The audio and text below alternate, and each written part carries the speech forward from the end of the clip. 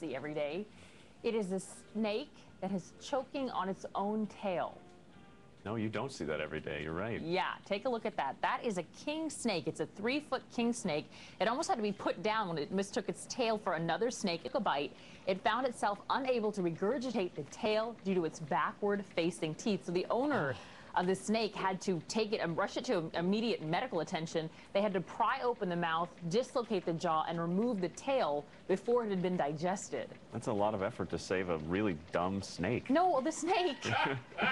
This snake is non-venomous but kills venomous snakes. Yeah, so but it's you'll not. consent that it's a little bit stupid. It doesn't know that it... In this snake's defense, it apparently was kept in too small of an enclosure. Okay. And when it's a tiny enclosure, it can lunge at something that it, mistake. It's not smart. I get it. I'm just trying to defend a really I stupid hate snakes. snake.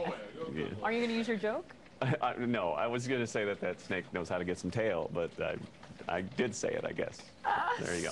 Hey, it's dangerous to be a photographer, like one of those still photographers out in the wild taking pictures of wildlife. You got to see this picture.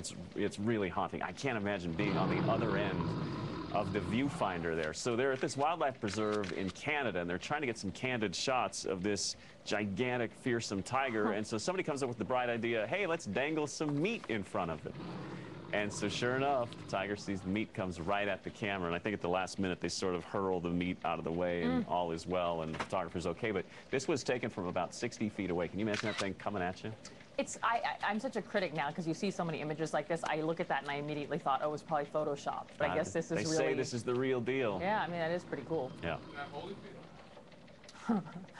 Okay, last but not least, this is staged, but once you see it, you're not going to care because it's so cool. So take a look at it. Oh! Yeah, pretty unbelievable. It's a minivan turned over by a wrecking ball in New York, on a New York street.